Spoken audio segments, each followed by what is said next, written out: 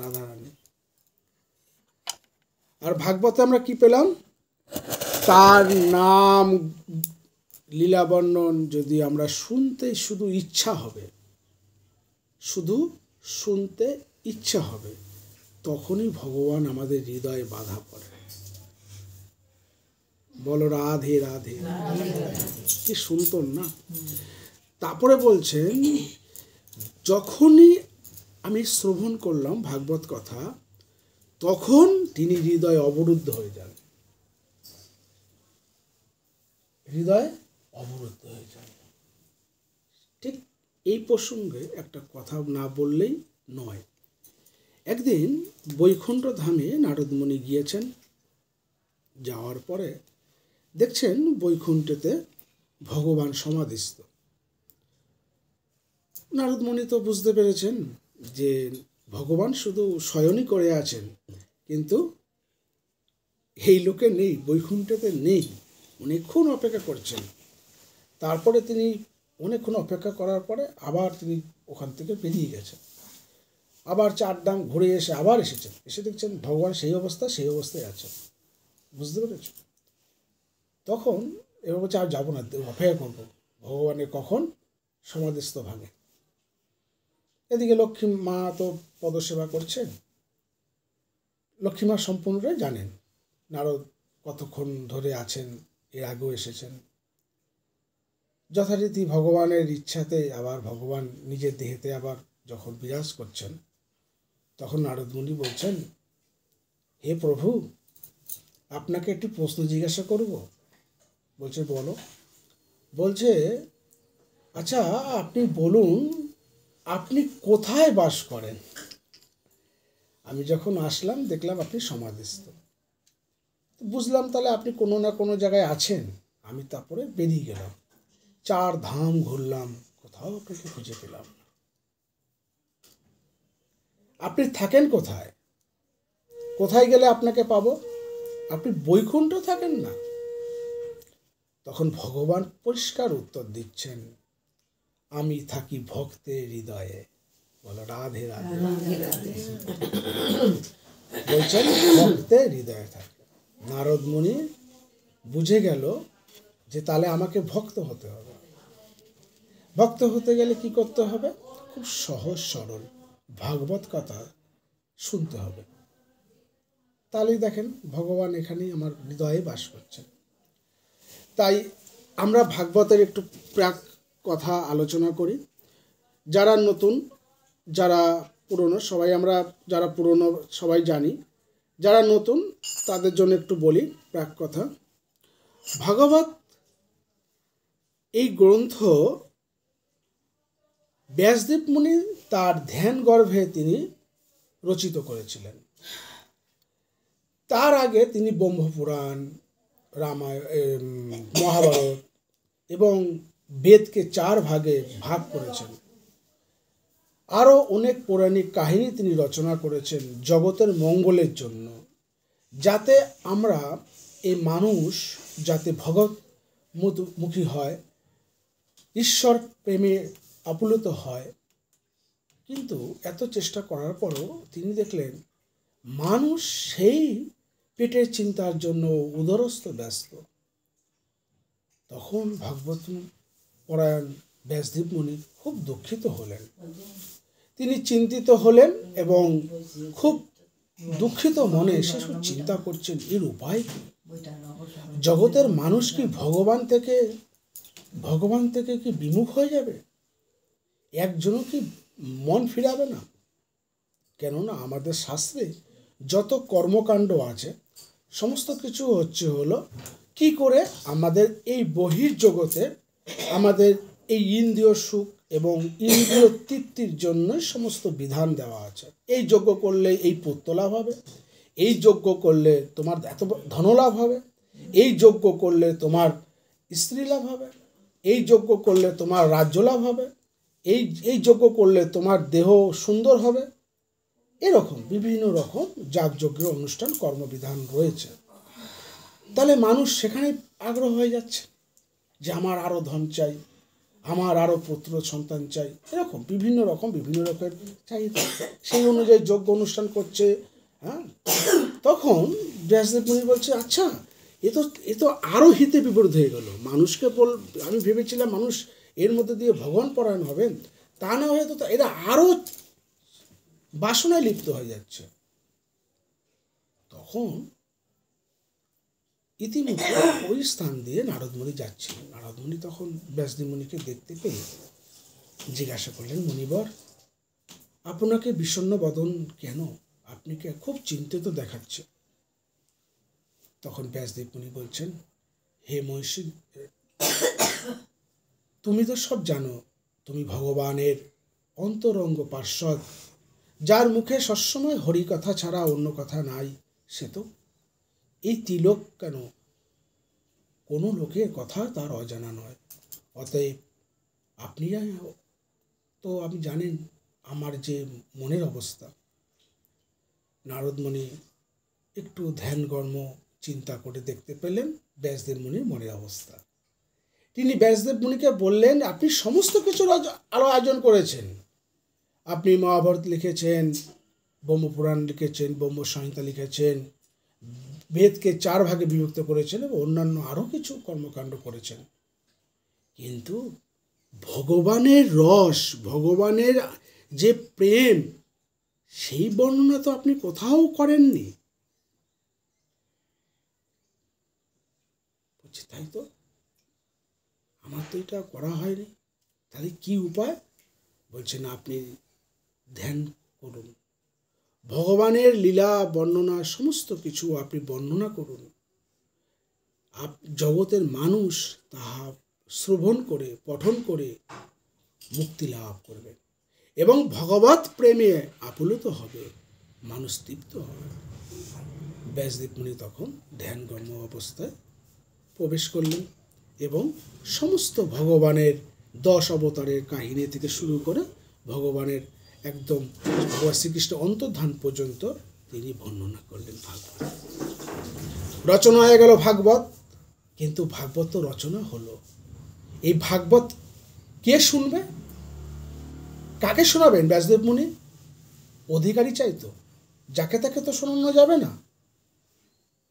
তখন নারদমুনিকে জিজ্ঞাসা করলেন আবার, হে নারদমুনি, আপনার কথা মতো আমি ভাগবত রচনা করেছি, সমস্ত কিছু সম্পন্ন, কিন্তু এই ভাগবত আমি কাকে শোনাবো?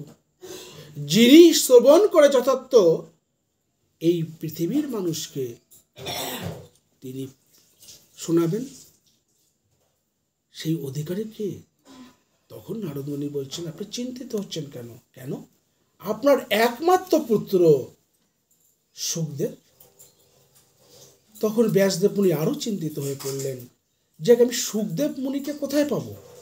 ও তো জন্মের পর থেকেই সে ব্রহ্মচারী, সে চলে গেছেন সাধনা করতে, তাকে কোথায় খুঁজে পাবো?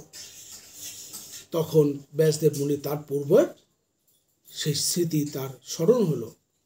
শুকদেব মুনি জন্মগ্রহণ করার সাথে সাথে সে যখন চলে যাচ্ছেন তার তপস্যারত জন্য তিনি চলে যাচ্ছেন, ছুটছেন, তখন ব্যাসদেব মুনি একমাত্র পুত্রের জন্য আকুলি বিকুলি হয়ে হে শুকদেব বলে শুকদেবের পিছু পিছু ছুটছেন। তখন একটি সরোবরে কিছু রমণীরা নগ্ন অবস্থায় তারা স্নান করছিলেন। শুকদেব মুনি ওখান থেকে চলে গেছেন, তাদের কোনো ভ্রুক্ষেপ নেই। কিন্তু যখন ব্যাসদেব মুনি ওখান থেকে যাচ্ছেন, তারা সাথে সাথে তারা তখন এক জায়গায় হয়ে তারা বসন পরিধান করে নিলেন। ব্যাসদেব মুনি ইহা দেখে খুবই আশ্চর্য নিজেকে মনে করতে লাগলেন যে একই ঘটনা। কিছুক্ষণ আগে থেকে এই জায়গা থেকে শুকদেব, আমার ছেলে, নবযৌবন সম্পন্ন ছেলে, এখান থেকে চলে গেছেন, আর এই রমণীরা একটু লজ্জাবোধ করলো না। আর আমি বয়োজ্যেষ্ঠ যে বুড়ো লোক, আমি এখানে আসাতে এরা লজ্জা পাচ্ছে, কারণটা কি? তখন ব্যাসদেব মুনি রমণীদের বলছেন, এই আচরণের কারণ কি? তখন রমণীরা বলছেন, যে পুত্রটি গেল, যিনি গেলেন তিনি হচ্ছেন বাল ব্রহ্মচারী, তার তিনি জানেনই না সংসারে কে নারী কে পুরুষ, তার তো মনেই নেই। তিনি জানেনই না কে নারী কে পুরুষ, তার তো ভেদ নেই। তাই তার কাছে কিসের লজ্জা, তিনি তো জানেনই না। কিন্তু আপনি জানেন কে নারী কে পুরুষ, এই জ্ঞান আপনার আছে, তাই আমরা আপনাকে দেখে লজ্জিত হয়েছি। তারপরে মনে পড়ে গেল এবার ব্যাসদেব মুনির যে সুখদেব মুনি তো নেই, কোন গুহায় কোন বনে যে তিনি তপস্যা করছেন তাও ঠিকানা জানে না। তখন ব্যাসদেব মুনি একটি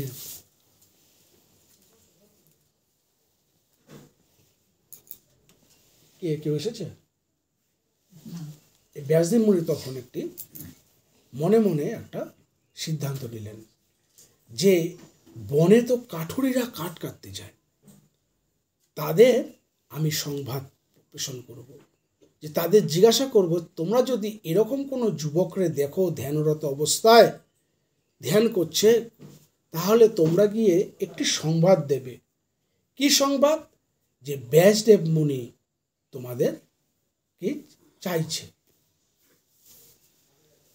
তখন তারা গিয়ে যখন জানালো ভগবানের কথা, ব্যাসদেব মুনি তাকে দেখা করতে বলেছেন, তখন তিনি সুখদেব তখন ওখান থেকে চলে আসেন। এসে তখন তার বাবাকে প্রশ্ন করেন যে আমাকে আসার কারণ, আমাকে নিয়ে আসার কারণ।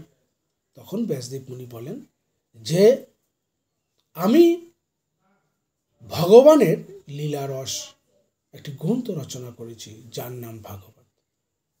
কিন্তু এই ভাগবত পড়বে কি, কাকে শোনাবো? যার ভেতরে বাসনা আছে, সংসারের বাসনা আছে, তিনি এই ভাগবত শ্রবণের উপযুক্ত নয় এবং বলারও উপযুক্ত নয়। তাই আমি ঠিক করেছি আগামীকাল মানুষ যাতে কোনোদিনও প্রশ্ন না তুলতে পারে যে ভাগবত শিক্ষা কে দিয়েছিলেন।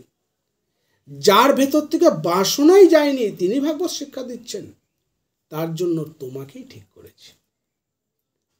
যথার্থ সুখদেব তখন শিক্ষা গ্রহণ করলেন ব্যাসদেব মুনির কাছ থেকে ভাগবত।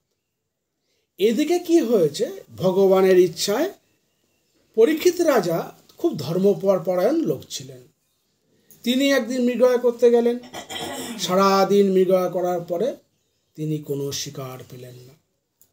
এদিকে তো শিকার তো পেলেনই না, উপরন্তু তার প্রচুর পরিমাণে জল তৃষ্ণা পেল।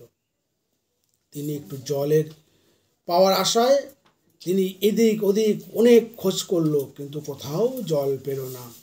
তখন তিনি দেখতে পেলেন সামনে একটি আশ্রম আছে এবং সে ভাবলেন এই আশ্রমে অবশ্যই কিছু জল পাওয়া যাবে, যা পান করে আমি তৃপ্ত হব। সেই আশায় পরীক্ষিত তখন কি করলো, ওই আশ্রমে আসলেন। এসে দেখলেন একজন মুনি ধ্যানরত। সেই মুনিকে উদ্দেশ্য করে পরীক্ষিত রাজা বললেন, আমাকে একটু জল দিতে পারো?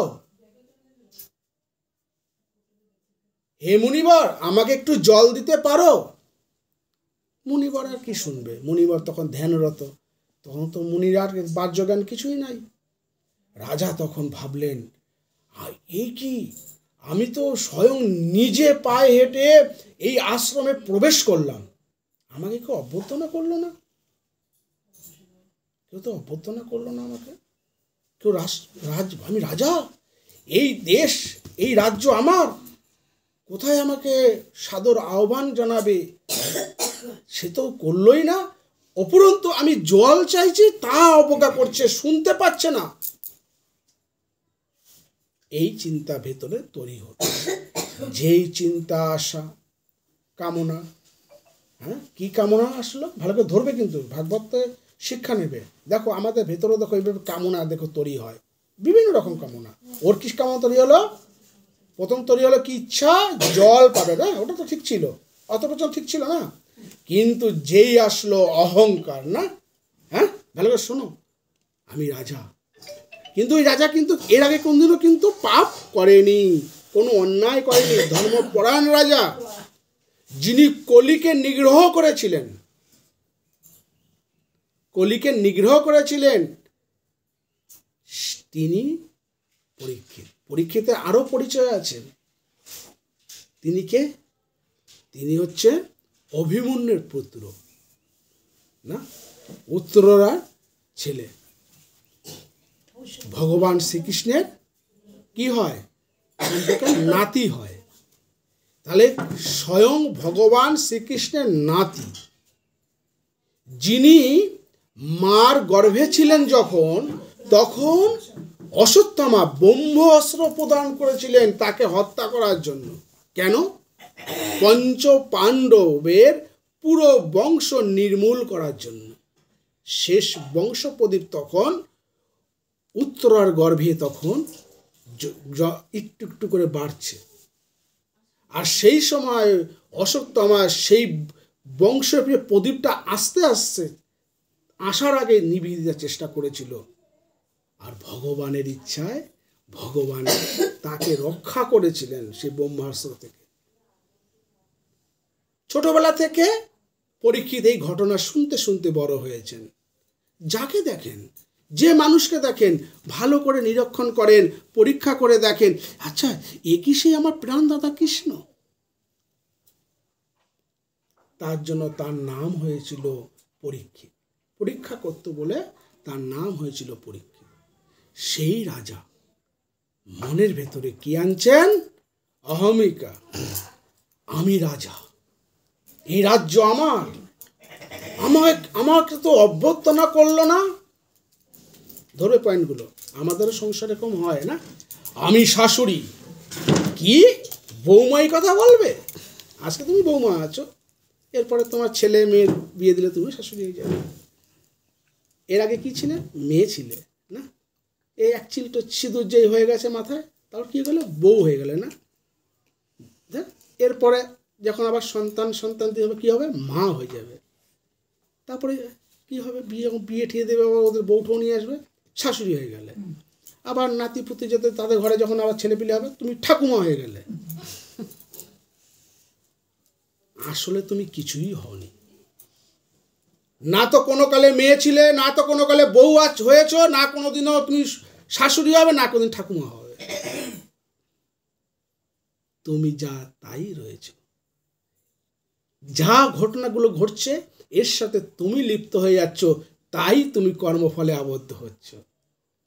যখন তুমি বুঝবে যে আমি তো কোনো কালে আমি কিছুই ছিলাম না, কোনোদিনও কিছু হইনি, আমাকে বলা হয়েছে তুমি বউ, আমি বউ হয়ে গেছি,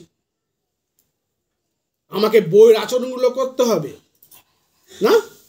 যখন তুমি স্কুলে যেতে ছাত্র ছিলে, ছাত্রের এই অনুশীলনগুলো করতে হবে, আমাকে সব কিছু বাউন্ডেশন দিচ্ছে, একটা বন্ধন করে দিচ্ছে না? এই সমাজ বন্ধন করে দিচ্ছে না? আমাকে এই চরিত্রই অভিনয় করতে হবে না? ওই চরিত্র অভিনয় না করলে খেলা থেকে আউট, মঞ্চ থেকে নামিয়ে দেবে না? যে রাজার অভিনয় করছে, সে যদি উঠে যদি গায়ে কাঁধে একটা গামছা নেয়, লাঙল নেয়, তাকে রাজা বলে মানবে? লোক নাম বেটা, কোথার থেকে একটা চাষার ছেলে ধরে নিছে রাজা চাষ হয়েছে, বলবে না? ঠিক তেমনি সংসার ক্ষেত্রেও আমরা তাই। যখন তোমাকে প্রত্যেকটা ক্ষেত্রে দেখো, তোমাকে অভিনয় এই সমাজ শেখাচ্ছে।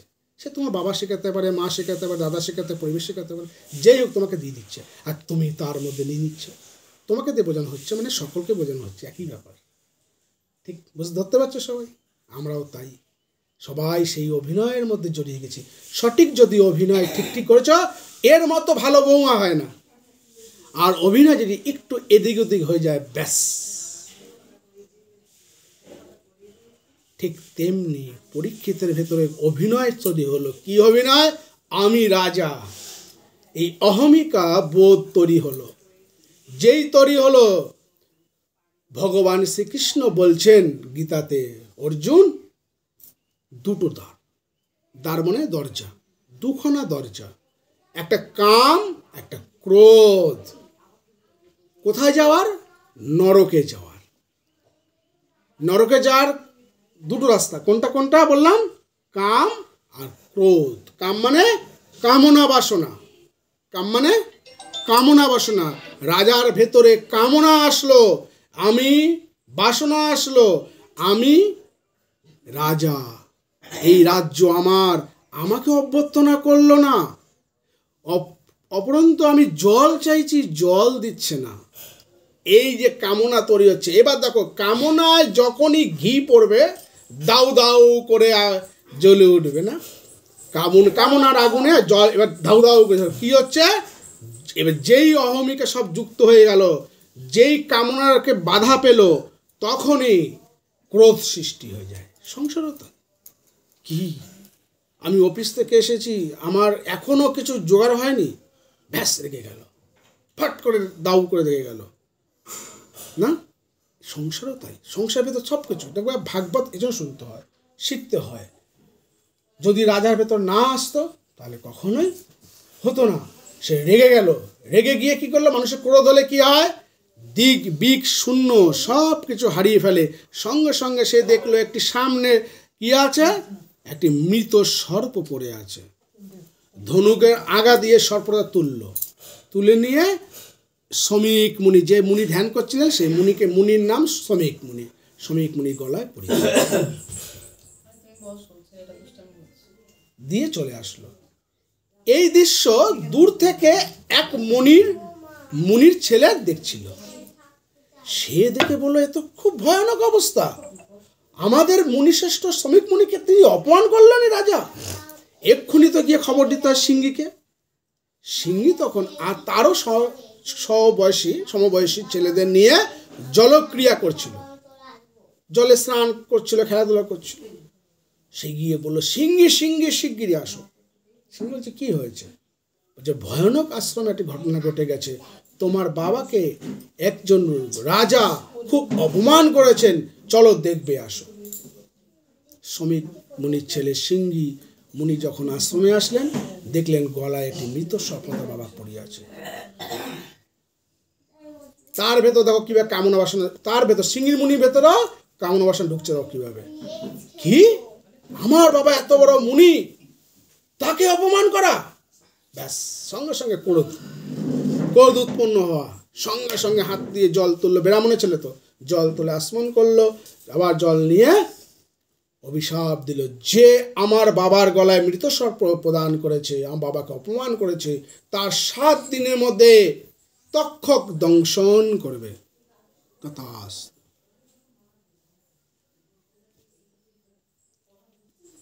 যা বলা তাই কাজ। যেই শ্রমিক মুনি যখন ধ্যান ভঙ্গ হলেন, দেখছেন আশ্রমে তো অনেক সবাই থমথম করছেন। বলছে, কি ব্যাপার, কি অবস্থা, এ কি তোমাদের মুখ এরকম কেন? বলছে, মুনিবর খুব সর্বনাশ হয়ে গেছে। কি হয়েছে? বলছে, এই ঘটনা ঘটেছে, আপনার ছেলে সিংহী রাজা পরীক্ষিতকে অভিশাপ দিয়েছে। শ্রমিক মুনি শুনে বলছেন, কি করেছো তুমি? ছেলেকে বলছেন, তোমার দেখছি এখনো বয়স যেমন ছোট, বুদ্ধিও অল্পই আছে। তিনি একজন ধর্মশ্রেষ্ঠ রাজা নয়, কোনো কিছু কারণে ভুল করে বসেছে।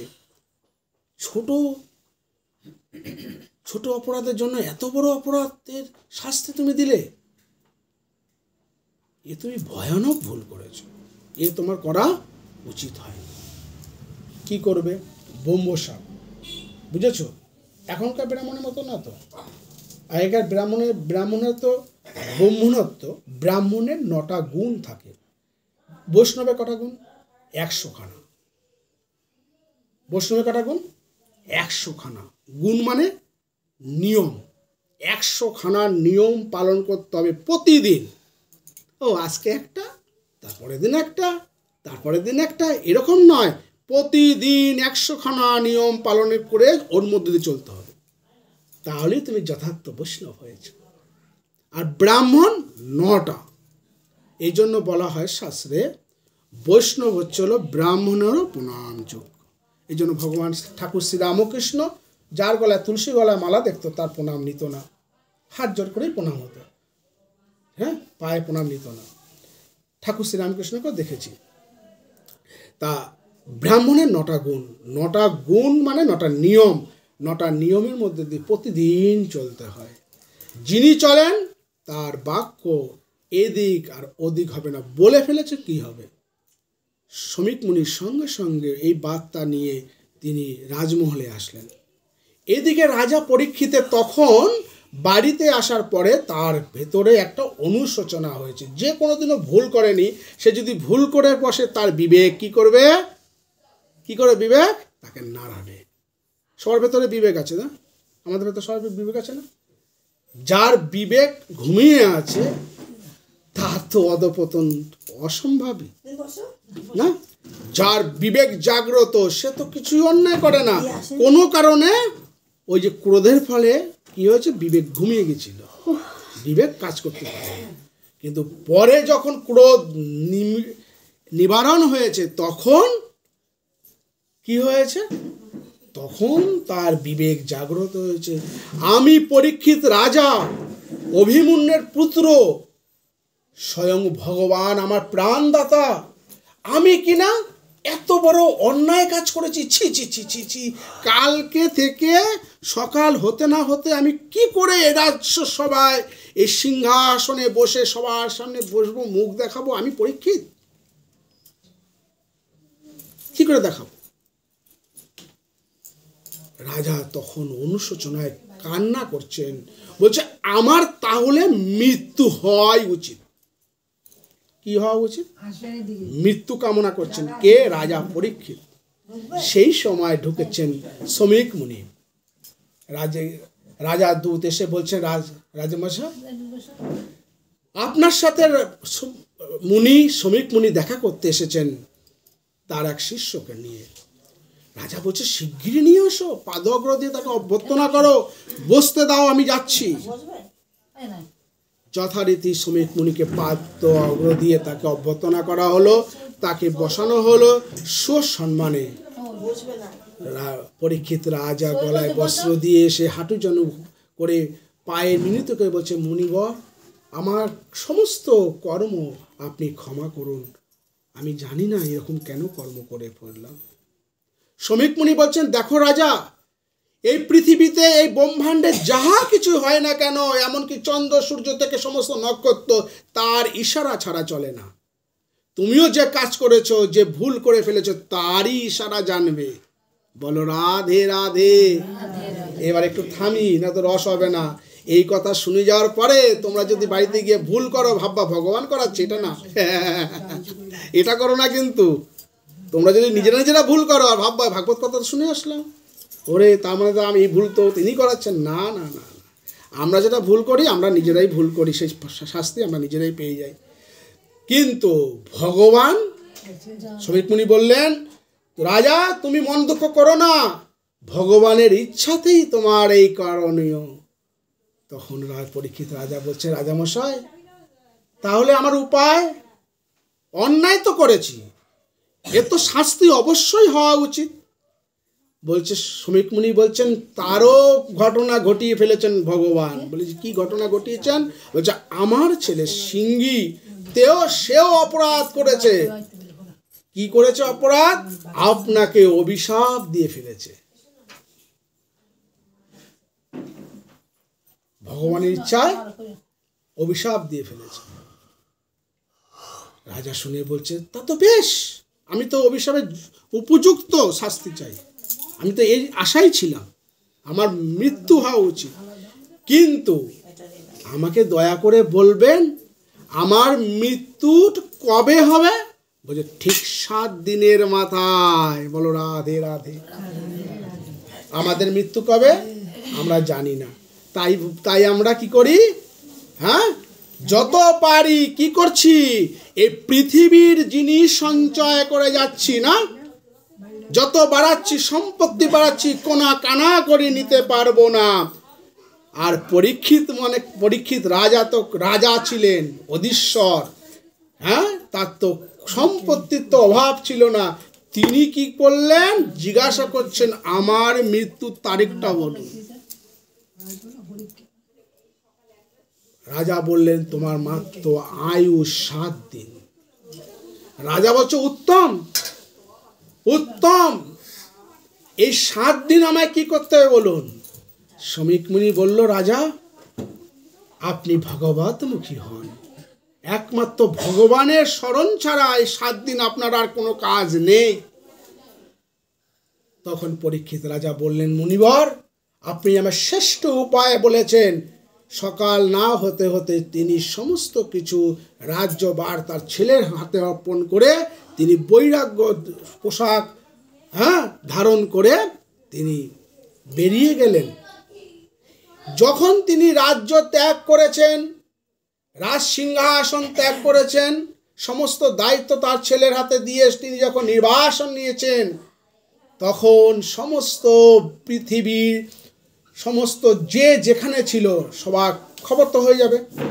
একটা ভালো কাজে যেমন খবর হতে দেরি লাগে, খারাপ কাজে তাড়াতাড়ি ছড়িয়ে যায়।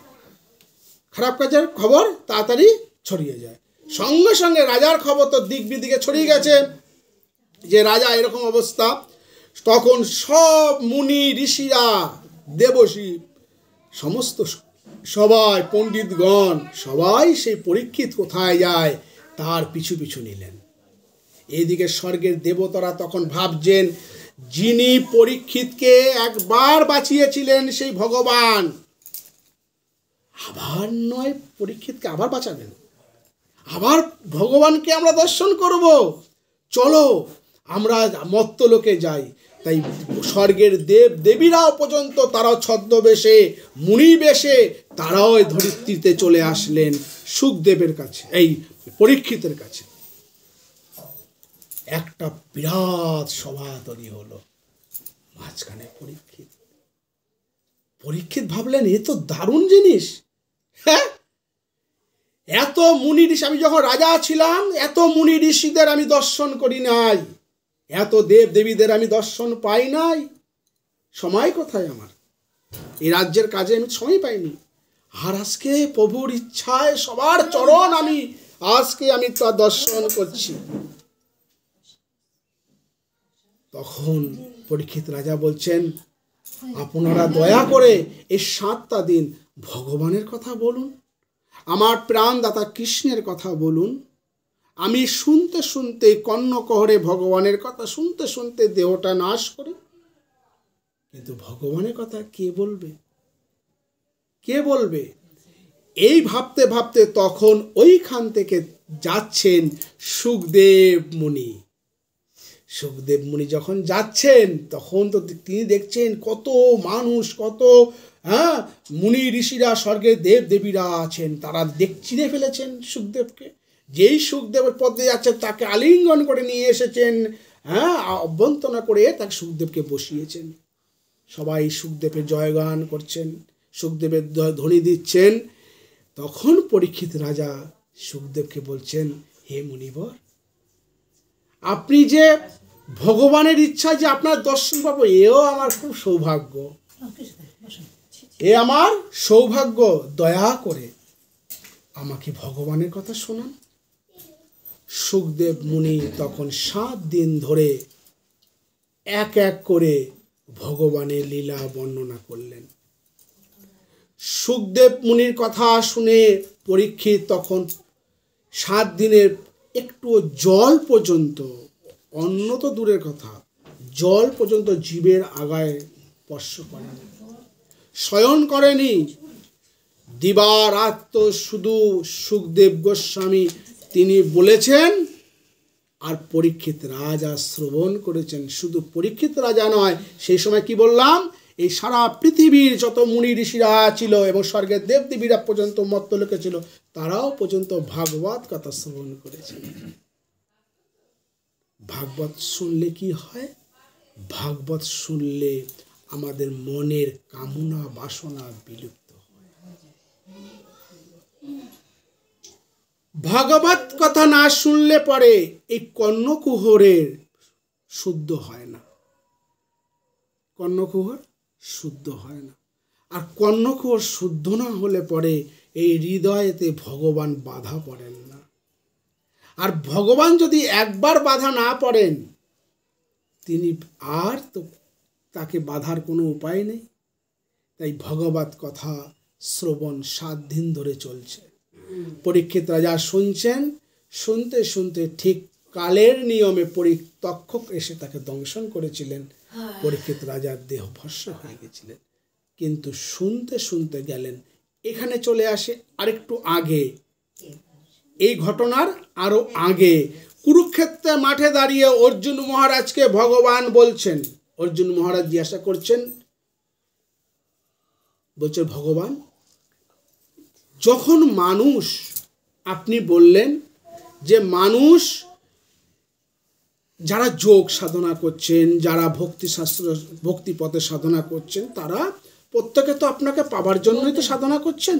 কি করে ঈশ্বর লাভ হবে, আপনাকে পাওয়া যাবে? কিন্তু কেউ যদি যোগভ্রষ্ট হয়, যোগভ্রষ্ট কাকে বলছে? আমরা ধরো কথা আমরা এতক্ষণ ধরে যে ভাগবত সুন্দর একটা কথা আলোচনা করছি, এটা যোগেই আছি। দেখো, ভগবানের সাথে যোগ আছে।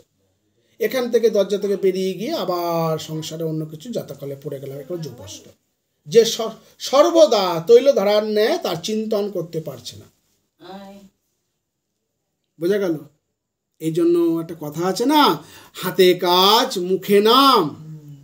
আর আমি বলি, মুখে নাম করা যায় না, হৃদয়ে নাম করো। এমন করো হৃদয়ে ঘন্টা টক করে এমনি নাম করবে। বোঝা গেল? মুখে নাম, তখন মুখ বন্ধ হয়ে যাবে, কথা বলতে ইচ্ছে করবে না। কেন? হৃদয়ে গ্রন্থি তখন নড়ছে। তার জন্য উপায় কি? তারা তো যোগভ্রষ্ট হবে। তখন ভগবান যোগভ্রষ্ট যারা হবে তাদের উপায় বললেন। তারপরে অর্জুন মহারাজ বলছেন, আচ্ছা সে তো গেল, কিন্তু আচ্ছা মৃত্যুকালীন সময় কি হবে? মৃত্যুকালীন সময় কি হবে? তখন ভগবান খুব দয়া, জানো তো, খুব দয়া পরবশ ভগবান।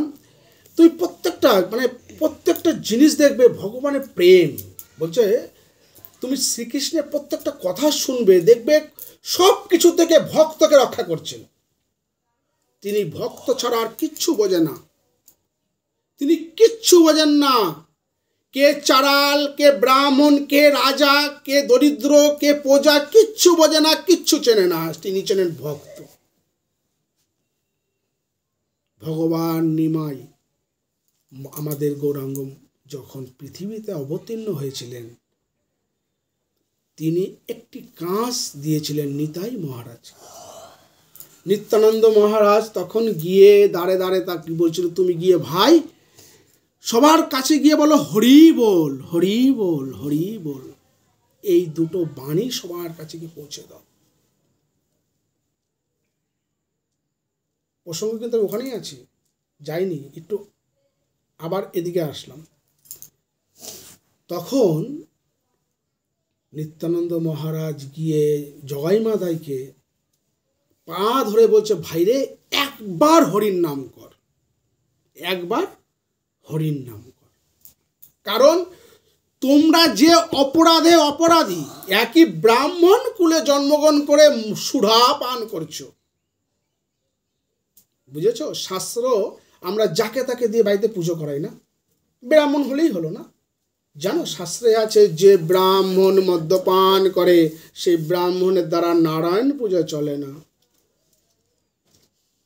আর যে পুজোতে নারায়ণ নেই সে পুজোতে পুজোই নয়। সে তুমি কালী পুজো করো আর ব্রহ্মাণ্ডের যে দেবী পুজো করো, দেবতার পুজো করো, বিষ্ণুর স্মরণ লাগবে না। এই জন্য প্রথমে দেখবে আচমন করে ওং বিষ্ণু, ভুল বললে তোমরা বলবে যে ভুল বলছো পাঠক, বলবে ওং বিষ্ণু, ওং বিষ্ণু, ওং বিষ্ণু, না, বিষ্ণু স্মরণ লাগবেই। তাহলে বিষ্ণু স্মরণ করতে গেলে তোমাকে মদ্যসুরা পান করলে হবে না, জগাই মাদাই শিশুরা পান করছে। অপরাধ, বিরাট অপরাধ।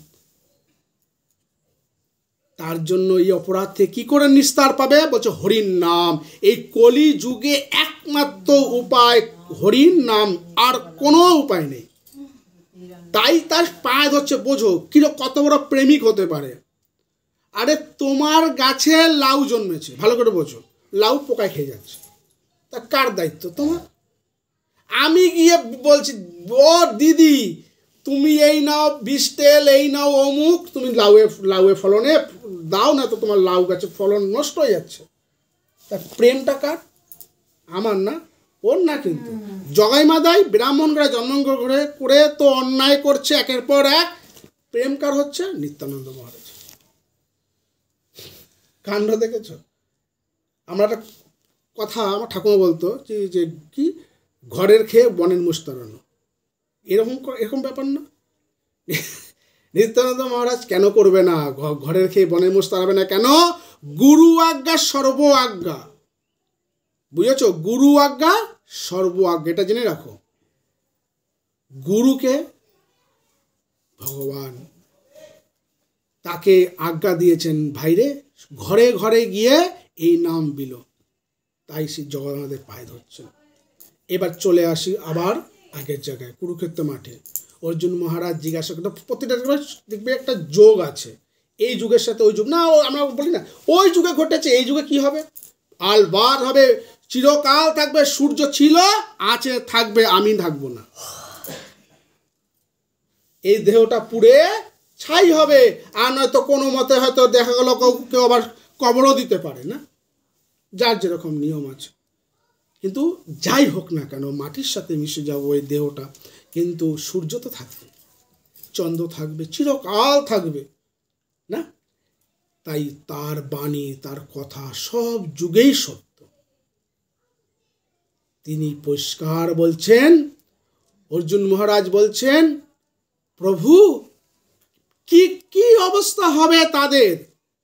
বলছেন মৃত্যুকালীন সময় যে আমার নাম স্মরণ করবে সে আমায় প্রাপ্ত হবে। বলো রাধে রাধে। বলো এর থেকে বড় প্রেমিক কে আছে? কত সাধনা করবে, কত যাগ যজ্ঞ অনুষ্ঠান করবে, সবচেয়ে সরল কি করে দিল ভগবান? যে মৃত্যুকালীন সময় আমার নাম স্মরণ করতে করতে এই দেহটা ছাড়বে, সে আমাকে প্রাপ্ত হবে। সেটা তো বহু কঠিন। তখন অর্জুন মহারাজ বলল, তাতে তো খুব সহজ জিনিস। তাহলে প্রভু, তাহলে সবাই আপনার মৃত্যুকালীন সময় আপনার নাম করবে আর সারা জীবন অন্যায় কাজ করে যাবে। তখন ভগবান বলছেন সেটা হবে না গো। বলছে কেন? কেন হবে না? সারা জীবন অন্যায় করবে আর মৃত্যুকালীন সময় তোমার নাম করবে। বলছে আসবে না। তাহলে তাহলে তাহলে তোর উপায় কি? আসবে না তো। তারও ঘটনা, অনেক ঘটনা আছে। রাজা বলছে ভরত মুনি, অত বড় মুনি, ভাবো তপস্যা, বিরাট বড় তপস্বী। সে কি করেছিল, একটা ছোট্ট ঘটনা এখানে যুক্ত করছি, কেন হবে না দেখো। সে কি করেছিল, আমি খুব সংক্ষেপে বলছি, ঘটনাগুলো আমরা সবাই জানি, তাও একটু আলোচনা করছি। সে কি করেছিল, একদম শেষ বয়সে গিয়ে সে একটি হরিণের বাচ্চা পালন করেছিল। সেই হরিণ বাচ্চাটাকে খাওয়ায়, তাই একটু বড় করেছে।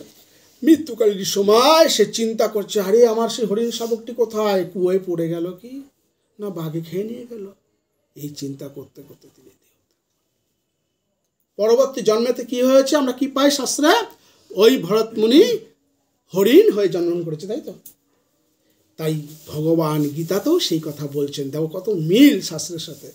বলছেন মৃত্যুকালীন সময় যে যেটা চিন্তা করতে করতে দেহ প্রাপ্ত হয়। অনেকে আছে, হায় রে আমি কালকে পটল এনেছিলাম না, পটলের রসাটা ভালো হয় না, পটল হয়ে জন্মাবে। বলো একদম। কেউ ভাবলো হায় রে আমি মুরগি পুষেছি, আরে মুরগি, বোঝা গেল? তাই ভগবান বলছেন, অর্জুন মহারাজ বলছেন তাহলে উপায় কি? তা আসবে না তো, তাহলে কি হবে? তখন ভগবান তাও ছাড়ছে না, উপায় তখন দিচ্ছেন। বলছেন অভ্যাস যোগ। কি বলছেন? বলো রাধে রাধে। বলো কি?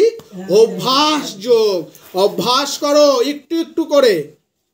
আমার গুরু মহারাজ বলতো, সারা দিনে পারছো না তো ঘুম থেকে ওঠার সময় আর সহনের সময় অন্তত এই নামটা তো শুরু করো।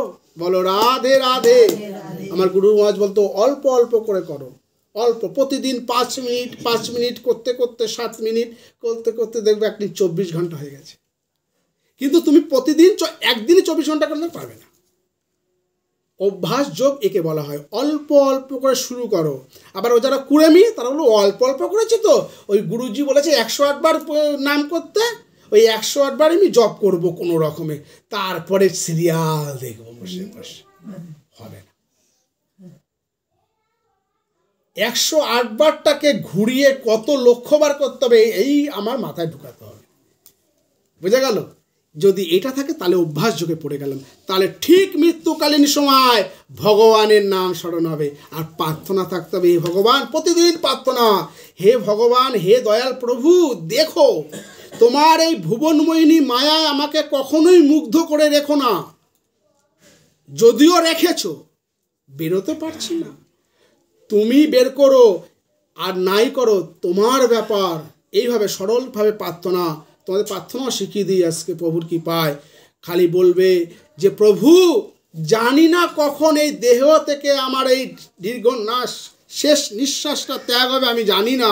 রাজা পরীক্ষিত জানতেন, আমি সেই কৃপা লাভ করিনি। তবে প্রভু তোমার কাছে বিনতি, শেষ নিঃশ্বাস ত্যাগ করার সময় যেন তোমার চরণ পাদুকে যেন না ভুলি,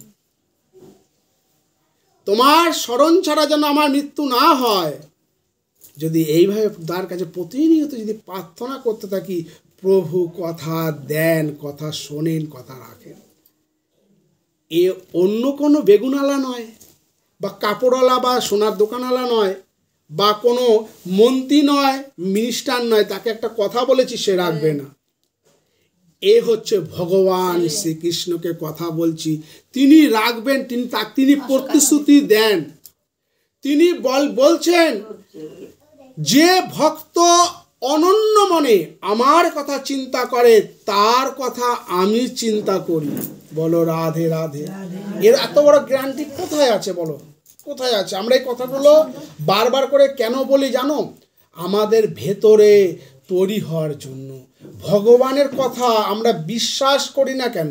আমরা কত লোক বলল, মাসিমা তোমাকে একটা দারুণ একটা বেনারসি দেবো। মাসি তো আনন্দে নাচছে, আমাকে অমুকে বলেছে বেনারসি দেবে, হ্যাঁ? আর ভগবান বলছে তুমি আমার কথা চিন্তা করো, তোমাকে হাজার হাজার বেনারসি পরাবো। সেই বেলা নয়,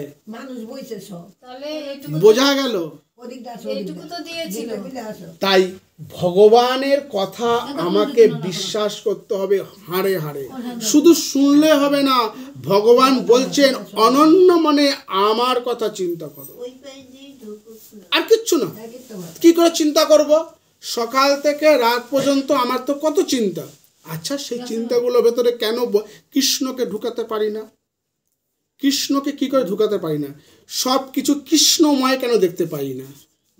সব কিছু কৃষ্ণর রচনা কেন দেখতে পাই না?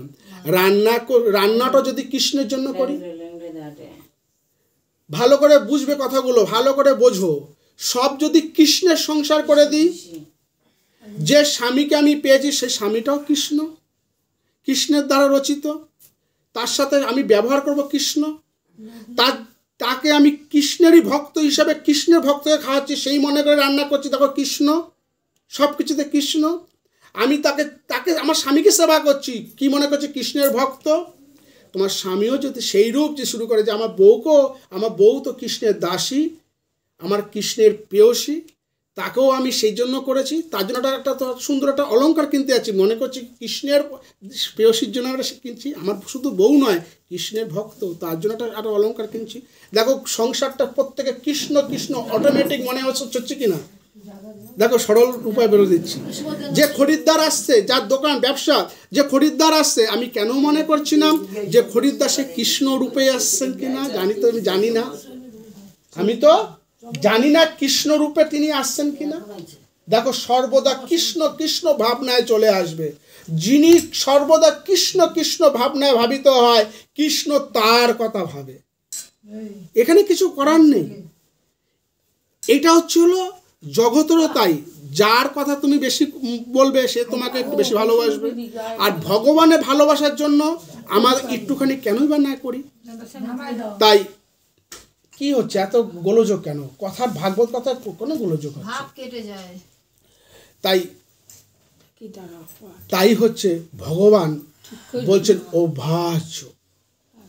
যদি অভ্যাস করো তুমি অর্জুন, তাহলে ঠিক মৃত্যুর সময় আমার কথা মনে পড়বে। তাই পরীক্ষিত রাজা, ভাগবত চলে আসলাম, সেই পরীক্ষিত রাজা সেই উপায় তিনি করেছিলেন। কেন? পরীক্ষিত রাজা গীতা পড়ে নিয়েছিলেন। কেন? গীতা বলেছিলেন কখন? পরীক্ষিতের জন্মের আগে। ধরবে, পয়েন্টগুলো ধরবে। তাই পরীক্ষিত রাজা হচ্ছেন ভগবানের একজন প্রিয় ভক্ত এবং তিনিও ভগবানের পরম ভক্ত। তাই তিনি গীতা পড়ে নিয়েছেন। তিনি জানেন মৃত্যুকালীন সময় তার নাম স্মরণ করতে হবে, কিন্তু আমার তো স্মরণ আসবে না। এই এতদিন ধরে রাজ্য সামলেছি, এই রাজ্য ভার নিয়েছি, ধন দৌলত ইত্যাদির মধ্যে রয়েছি, কি করে আসবে? এই 7 দিন আমাকে অভ্যাস যোগে থাকতে হবে। বলো রাধে রাধে। তাই ওই 7 দিন ধরে অনবরত সুখদেব গোস্বামী ভগবানের কথা বলে যাচ্ছেন, আর রাজা পরীক্ষিত শ্রবণ করছেন। তাই যখন তক্ষক আসলো, নিয়মিত আসতেই হবে, কাল আসবেই। তাই কাল যখন আসলো, তাকে দংশন করলো, তখন তার দেহটা নাশ হয়েছে, কিন্তু তিনি ভগবান হ্যাঁ ভগবান প্রাপ্ত হলেন।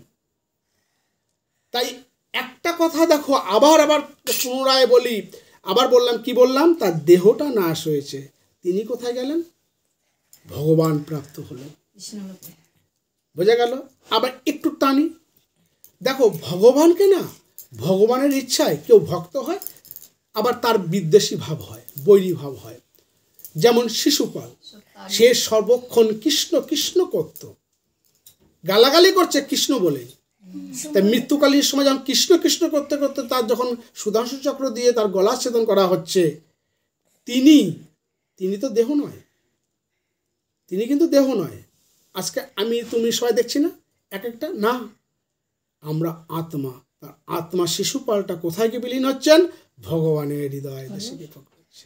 এই দৃশ্য চাক্ষুষে সবাই দেখেছিলেন রাজ্য যজ্ঞ সময়, যুধিষ্ঠিরের রাষ্ট্র যজ্ঞের সময় এই দৃশ্য সবাই দেখেছিলেন চাক্ষুষে, যেটা দুর্লভ সেই দৃশ্য তারা সবাই দেখেছে, যারা সবাই ছিলেন।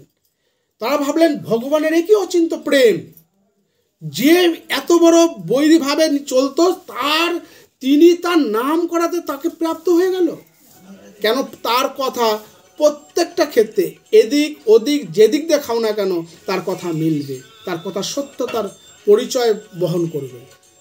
বোঝা যাচ্ছে? দেখো সব জায়গাতে যে দিক থেকে না, ভগবানের কথা সত্যতা তিনি রাখছেন। তাই আমাদের সর্বদা ঠিক রাখতে হবে, যাতে আমরা সর্বদা তার নাম স্মরণ মননে ব্যস্ত থাকি, তাহলে আমরা তাকে প্রাপ্ত হব। কেন? তাহলে আমরা কি এই দেহটা কিন্তু ছাড়ছি, ভালো করে বুঝবে। আমরা অনেকে ভুল ভ্রান্ত ধারণা করি, ভগবানের নাম গুণগান শুনি করি, কিন্তু ভুল ভ্রান্তি ধারণা নিয়ে চলি। ধারণাটা ঠিক করতে হবে। ভগবান শ্রীকৃষ্ণ বলছেন, হে অর্জুন, তুমি আমি দেহ নই, তুমি আমি এই দেহ নই। তাহলে আমরা কি? আত্মা। আত্মার কোনোদিনও মরণ নাই, আত্মাকে কোনোদিনও কাটা যায় না, আত্মাকে এমন কোনো বায়ু নেই যে তাকে শুষ্ক করতে পারে, মানে শুকনো করতে পারে, এমন কোনো তরবারি নেই তাকে ছেদন করতে পারে, এমন কোনো অগ্নি নেই তাকে দাহ করতে পারে। তাই আত্মা হলো অমর, কোনোদিনও তার মরণ নেই। তাহলে আমরা কি ভাবি? আমরা শরীর, এই জন্য আমাদের মৃত্যু রয়েছে, এই জন্য আমাদের মৃত্যু আছে। কিন্তু যখন আমরা ভগবানের ওই কথায় প্রতিষ্ঠিত হব, ভগবানের কথাটাকে ধারণা করব, সঠিকভাবে চিন্তন করব, তখন আমার মৃত্যু ভয় কেটে যাবে। বলো রাধে রাধে। এই জন্য ভক্তরা মরে না। যতক্ষণ দেবদী না দেখেছিল ততক্ষণ কিন্তু তারা সেই বস্ত্রদান প্রদান করেনি। ভগবান যখন, এটা অন্য প্রসঙ্গ, যখন তার স্বয়ংবর সভায় যখন বস্ত্র গ্রহণ করা হচ্ছে, দ্রৌপদী এক হাতে বস্ত্র ধরে আছে, আর কৃষ্ণ কৃষ্ণ করছে। কৃষ্ণ ততক্ষণ আসেনি, ততক্ষণ বস্ত্র দিয়ে যাচ্ছে, বোঝা গেল? আর যখন দুহাত ছেড়ে দিয়েছে, তখন কোথায়? কৃষ্ণ তো তখন চলে এসেছে, আর কোথায় বস্ত্র? আর তো পারছে না বস্ত্র নিতে। তাই যতক্ষণ আমাদের নিজে কিছু করব, ততক্ষণ ভগবান তোমাকে সাহায্য করবে না। সব ছেড়ে দাও, তার কাছে সমর্পণ করো, এভরিথিং, মন প্রাণ সমস্ত কিছু, তখন দেখবে তোমাকে সাহায্য করবে।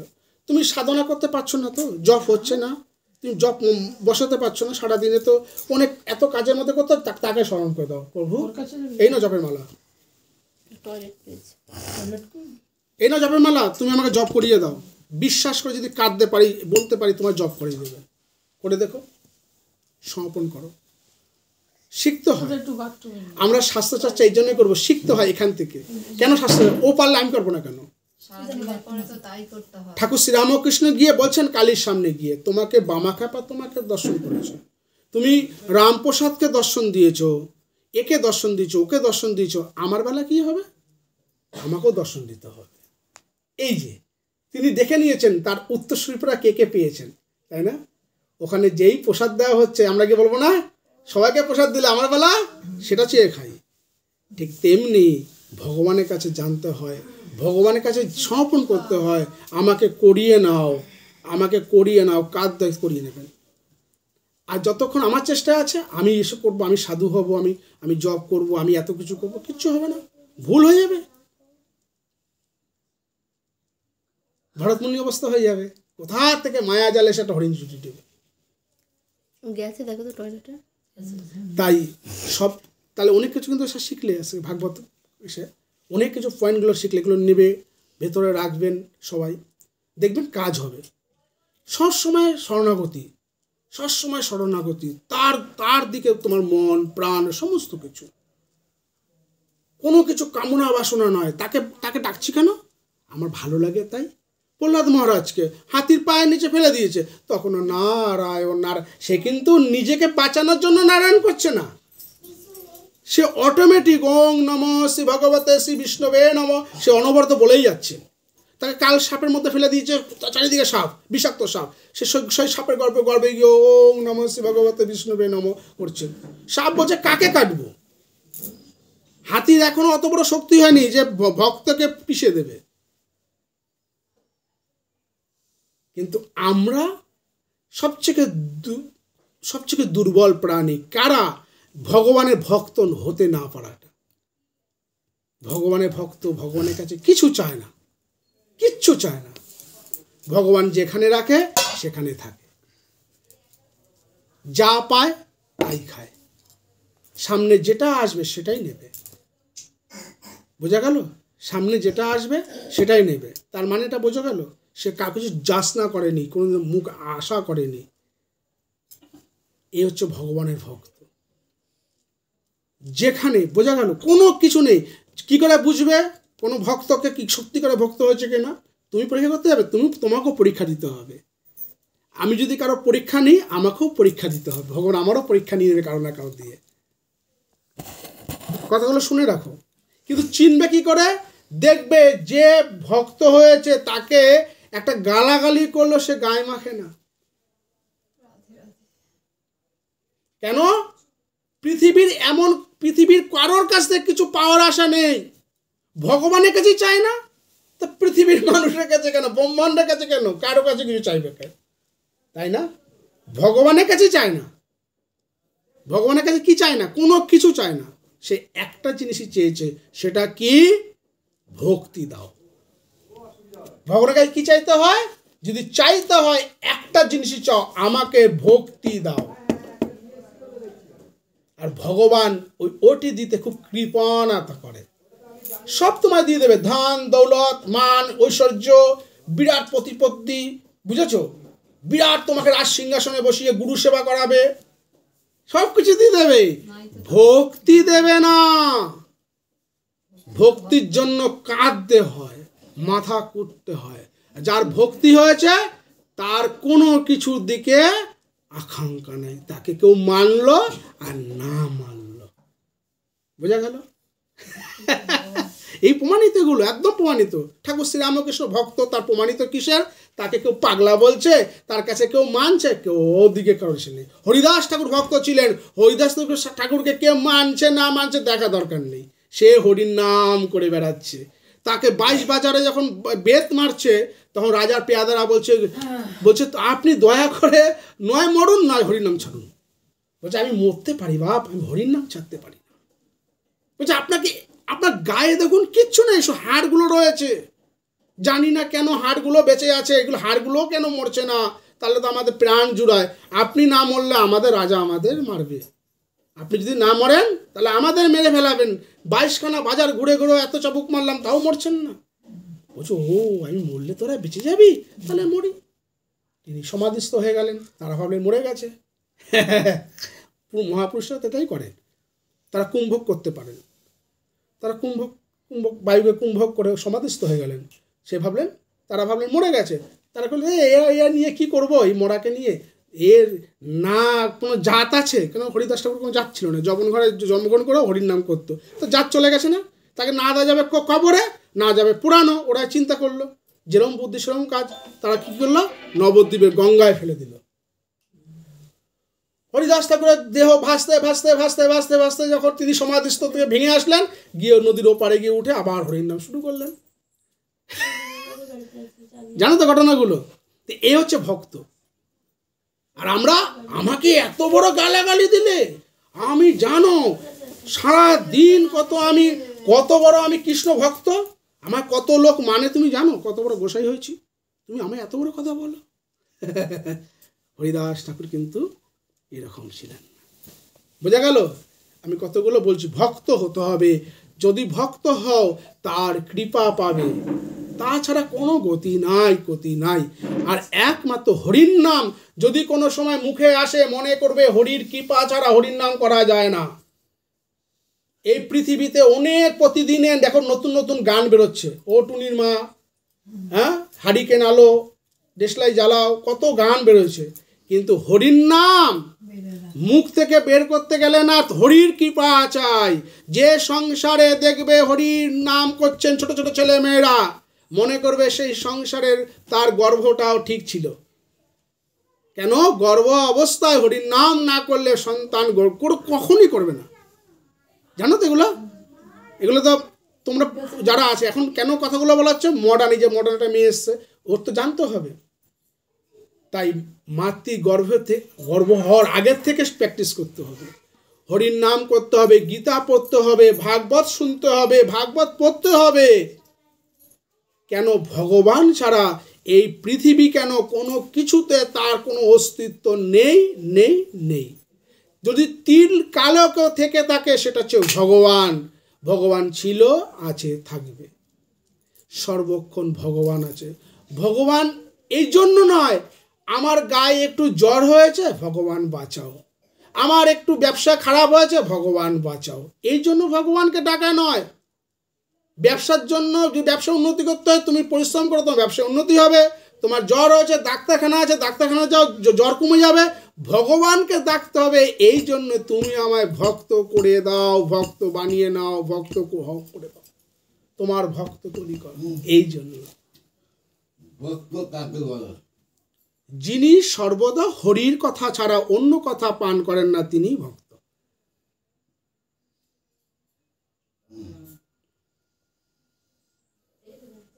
তাই সর্বক্ষণ আমরা চেষ্টা করব যাতে হরির নাম গুণগান করার চেষ্টা করি, তাকে প্রার্থনা করি। কেউ দেখো জন্মগ্রহণ করছেন দৈত্যকুলে, কিন্তু মা গিয়ে তাকে গর্ভধারণ করছেন মুনিগ আশ্রমে, তার জন্য তার ছেলে ভক্ত হলেন। উদাহরণ প্রহ্লাদ মহারাজ। তার বাবা হিরণ্যকশিপু দৈত্য, নিজেকেই বলছে বিষ্ণু। কে বিষ্ণু? আমি বিষ্ণু। আর প্রহ্লাদ মহারাজ সেই কুলে জন্মগ্রহণ করে বিষ্ণুর শরণ নিচ্ছেন। বাবাকে বলছে, বাবা তুমি বিষ্ণু নও, বিষ্ণু একজন, তার শরণ নাও। তাই আমরা অনেক হয়ে গেল, অনেক কথা হয়ে গেছে। তাই আজকে সবাই চলে যাচ্ছে, তো তাই ভক্তি পাওয়া যাবে না, ভক্তি প্রার্থনা করতে হয়। ভক্তি প্রার্থনা ছাড়া ভক্তি আসবে না। তার কাছে করজোড়ে তাকে শরণাগতি করতে হয়, যে প্রভু আমাকে ভক্তি দাও, কেঁদে কেঁদে ভক্তি দিতে হয়। ভক্তি কেঁদে নিয়ে। ভক্তি দেখানোর জিনিস নয়। আমি এই সুন্দর জিনিসটা পড়ছি, এটা দেখানোর জিনিস, ভক্তি দেখানোর জিনিস নয়। ভক্তি হচ্ছে গুপ্ত জিনিস। যার যত ভক্তি গুপ্ত আছে সে তত বড় পোক্ত। তাকে এই পৃথিবী, বাবাকে বলছি, পৃথিবী তাকে টলাটা পারবে না, ব্রহ্মাণ্ডের কেউ তাকে টলাতে পারবে না, তাকে কেউ নাড়াতেই পারবে না, কোনো কিছু লোভে বশীভূতি করতে পারবে না। কাম, প্রত্যেকের একটা রিপু আছে, কাম। এই কাম তাকে বশ করে দেবে। বোঝা গেল? ভক্ত যখন পরিণত হয়ে যাবে না, সব কিছু তাকে সব কিছুর ঊর্ধ্বে চলে যাবে। জ্ঞানী হতে পারো, তুমি অনেক শাস্ত্র জানতে পারো, বুঝে বলো কি বলেছি? কিন্তু ভক্তি হতে গেলে তোমাকে শরণাগতি নিতে হবে, শরণ নিতে হবে, তার ভক্তি দেবীর কাছে প্রার্থনা করতে হবে। এবং গুরু মহারাজ, যাদের গুরু মহারাজ আছেন, তাদের কথা অনুযায়ী, তাদের শাস্ত্র অনুযায়ী, যিনি কৃষ্ণ বেত্তা তিনি গুরু। যিনি কৃষ্ণকে জানেন তিনি গুরু। কৃষ্ণকে জানেন মানে কথাটা মানে কি? কৃষ্ণকে যিনি জেনেছেন তিনি গুরু। যিনি কৃষ্ণ বেত্তা মানে কথাটা অর্থ যিনি কৃষ্ণকে দর্শন করেছেন তিনি গুরু। বোঝা গেল? তিনি গুরু। তিনি একমাত্র, শাস্ত্র যার ভেতরে আছে তিনি যেরকম আজ্ঞা দেবেন সেই অনুযায়ী চলতে হবে। ভগবানের কাছে কোনো জাতপাত নাই। একটা জিনিস জেনে রাখো, জাতপাত নেই। বোঝা গেল? ছোট্ট একটা ঘটনা দিয়ে শেষ করব। নিজের কথা বলি, একটু নিজের কথা বলি। আমি কেন কারোর কথা দেখবো না, কারোর কথা সমালোচনা করবো, নিজের কথাই বলি, নিজের কথা আলোচনা করি। সর্বক্ষণ তো আয়না দাঁড়ালে নিজেকে দেখতে পাই না, নিজের দেহটাকে দেখতে পাই। এটাকে তো আমি মনে করি আমি না, তোমরা তো আমাকে এই দেহটাকে তো মনে করছো আমি, তো সেই দেহেরও আমি কথাই বলছি। পুজো করে উঠেছি, নবমীর দিন পুজো করে উঠেছি। একটা পুজো করলে একটা প্রত্যেকেরই ঘরেও পুজো করলে একটা ভাব তৈরি হয়, ছোট্ট একটা ভাব তৈরি হয়। ওই ছোটো ভাব নিয়ে বসে আছি। তা ওই গ্রামে সবাই ভালোবাসে, ওরাও ঘিরে ধরেছে। ওখান থেকে একজন ভক্ত মহিলা, এনার বয়সী হবে, তো এসে বলছে, বাবা, উনি আমাকে পরীক্ষা করতে এসেছেন, আমি তো জানি না। তা বলছে যে, বাবা, আমি একটা তোমাকে কথা বলবো। আমি হ্যাঁ বলেন, কোনো অসুবিধা নেই। বলছে, আমি যদি আপনাকে রান্না করে দিই আপনি খাবেন? আমি বলছি, কেন খাবো না? কেন গো, কেন খাবো না? না, আমার নিজের হাতে রান্না করে দেবো। আচ্ছা, হ্যাঁ, আপনার হাত কি অপরিষ্কার থাকলে ধুয়ে নেবেন? আমি মজা করে বলছি, হাত যদি অপরিষ্কার থাকে তাহলে ধুয়ে নেবেন, তাহলে দোষ কোথায়? বলছে, না, আমি যাতে কাপালি। বোঝা গেল? যেহেতু আমি ব্রাহ্মণ, সঙ্গে সঙ্গে ভেতরটা না নরম হয়ে গেল। যেই বলেছে আমি কাপালি, আমি বললাম, কি গো, তোমাদের বাড়িতে গোবিন্দ সেবা হয়? গোবিন্দ বিগ্রহ আছে? বলছে, হ্যাঁ, কৃষ্ণের ফটো আছে। আমি অন্তত নকুনদানা দাও দুবেলা? বলছে, হ্যাঁ দিই। আমি ভগবান শ্রীকৃষ্ণ তিনি রাজার ছেলে ছিলেন না? তিনি যদি তোমার ঘরে খেতে পারে, আর আমি কোন হনুমান, আমি কোন হরিদাস যে তোমার ঘরে খাবো না, তোমার হাতে খাবো না? আমার গোবিন্দ, আমি যাকে ভজনা করি, ভগবান যদি তোমার হাতে খেতে পারে, তোমার ঘরে চুই চাড়াল তোমার ঘরে খেতে পারে, আমি কেন খেতে পারবো না? আরেকটি ছোট ঘটনা বলি। ওদের বাড়িতে কালী পুজো করবো, তারা আমার পুজো করব, আমাকে নেমন্তন্ন করেছে। ওদের বাড়িতে যে পুজো করতো আগে, সে মারা গেছে, আমাকে বলেছে যে পুজো করবো, ওর শাশুড়ি। তা ওদের আগে যে ব্রাহ্মণ রান্না করতো, তিনি তার বউকে তো রান্না করতো। আমাকে বলছে, পাপিয়াকে আসতে বলবে। কেন পাপিয়া আসবো কেন? বলছে, একটু রান্না করে দেবে, যে ও রান্না ভালো পারে না। তো বলছে, তাহলে কী হবে? কেন, তোমার রান্না করবে? আমি তো দেখে নিয়েছি রন্টির মার গলায় তুলসীর মালা, ভালো করে বোঝো, গলায় তুলসীর মালা। যার গলায় তুলসী মালা সে রান্না করবে না, কে রান্না করবে?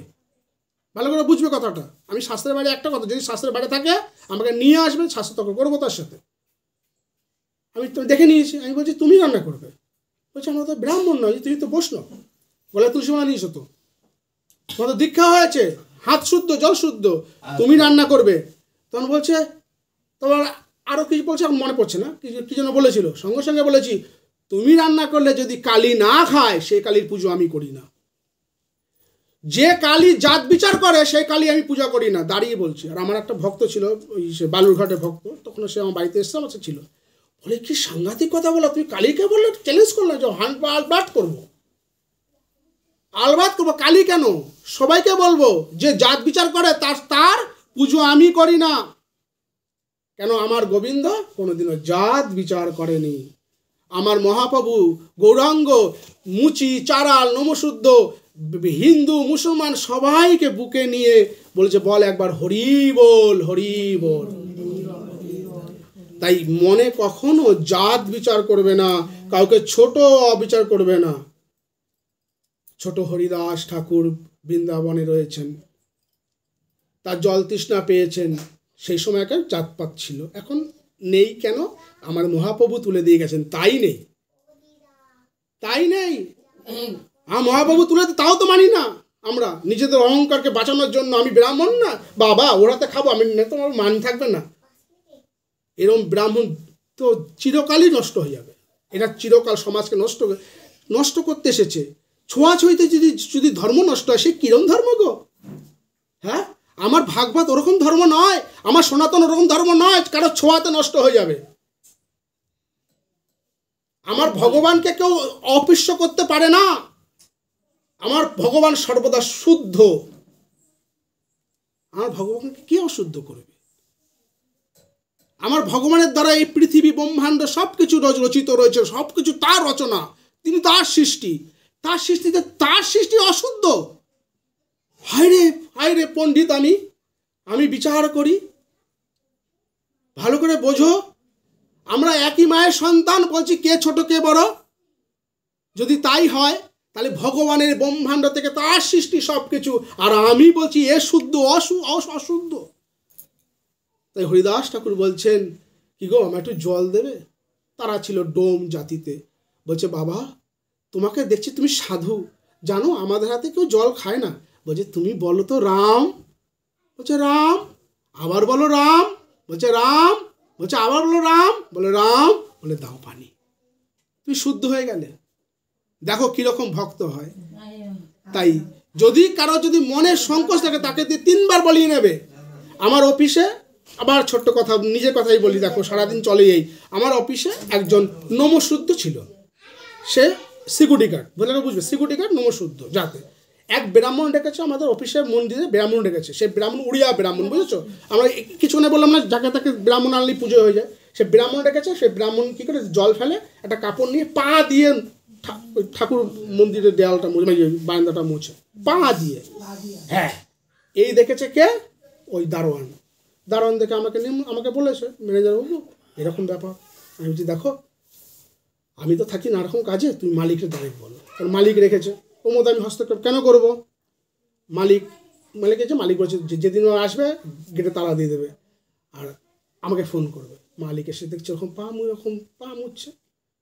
বলছে, তোমার কত টাকা বেতন হয়েছে? এত টাকা বেতন হয়েছে, তুমি যাও বাবা, কালকে পালিশ করো। মালিক ভালো লোক, চলে গেছে, কোনো ঝামেলা করে দিয়েছে। কিন্তু মন্দির দেখভাল করবে কে? ব্রাহ্মণ তো পাওয়া যাবে না। সবাই মিলে বলছে, এই ব্রাহ্মণের ছেলে আছে, একে বেটা ধর।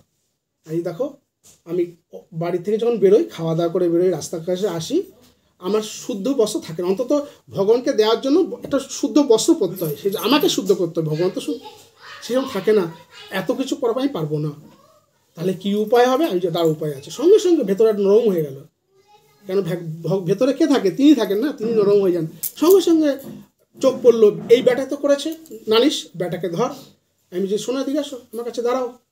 তুমি কালকে থেকে মন্দিরে পরিচর্যা করবে, তুমি 2-3 বেলা সন্ধ্যা দেবে, পুজো দেবে, যা কিছু তুমি পারবে। আমি মন্ত্র জানি না, আমি জাতে নমশুদ্ধ। এদিকে আসো, আমাকে জড়িয়ে ধরো, আমি ব্রাহ্মণ, আমাকে জড়িয়ে ধরো। যদি আমাকে জড়িয়ে ধরে, তুমি যদি ব্রাহ্মণ না হলে, তাহলে আমি কিসে ব্রাহ্মণ? বলো রাধে রাধে। আমি সেই, আমার এত বিশ্বাস, আমাকে জড়িয়ে ধরো। তুমি কিসে?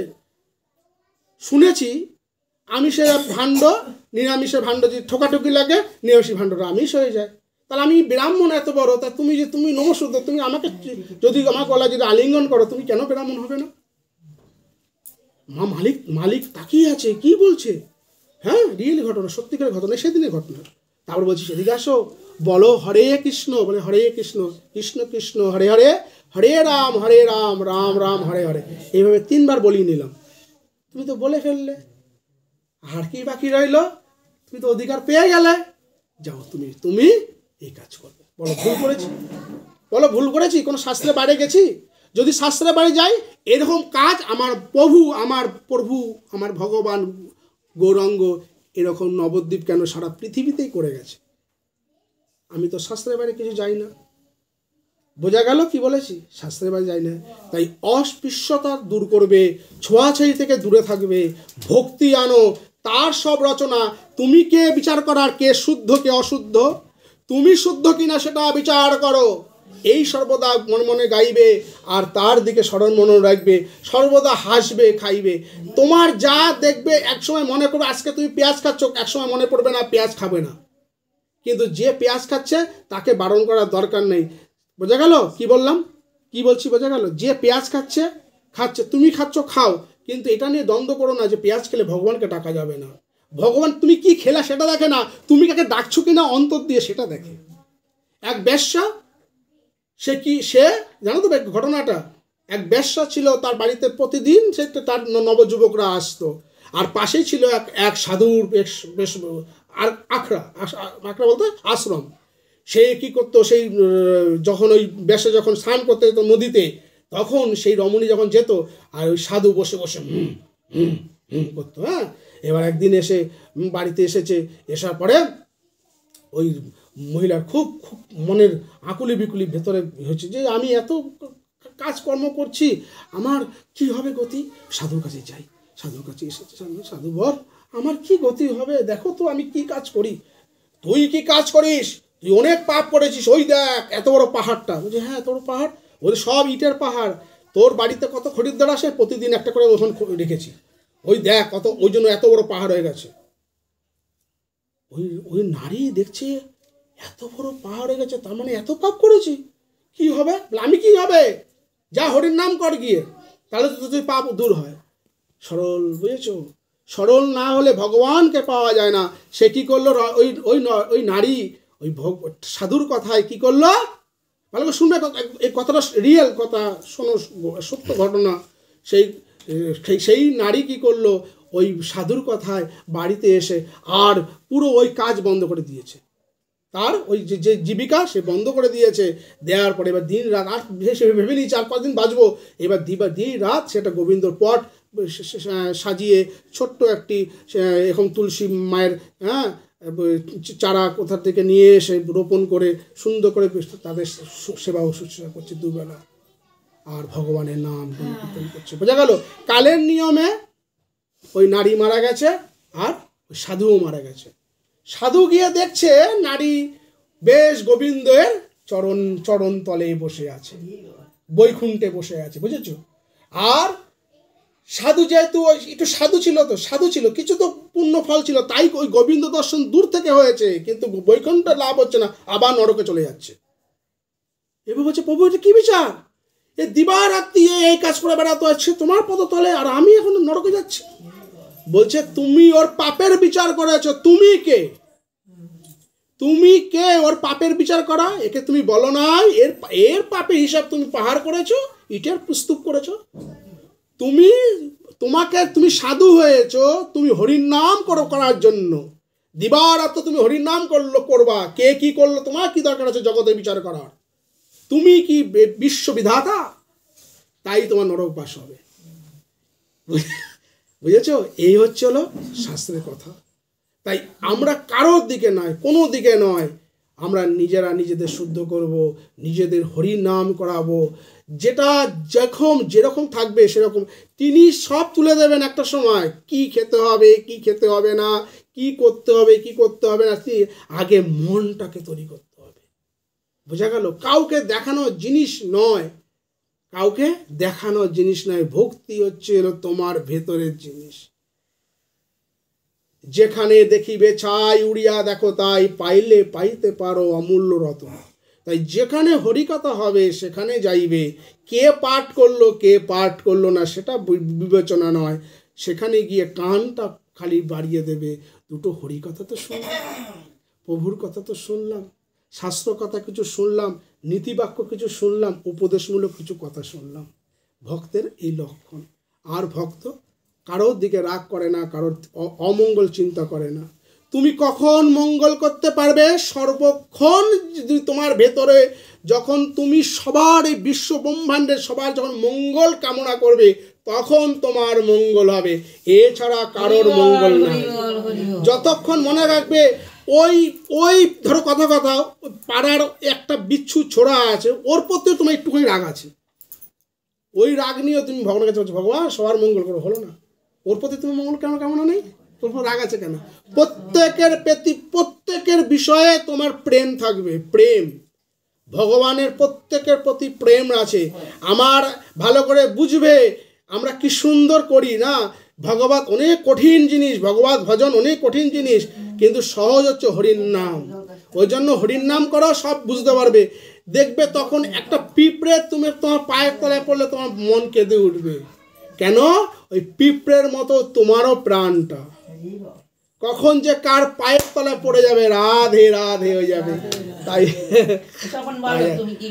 এবার বলো তুমি প্রশ্ন থাকলে করেন, তার আগে একটু ভাগবতকে বিশ্রাম নিয়ে নিই। ওম নমঃ শ্রী ভগবতে বাসুদেবায় নমঃ। ওম নমঃ শ্রী ভগবতে বাসুদেবায় নমঃ। ওম নমঃ শ্রী ভগবতে বাসুদেবায়। প্রদীপে একটু তেল দেন, ওই যে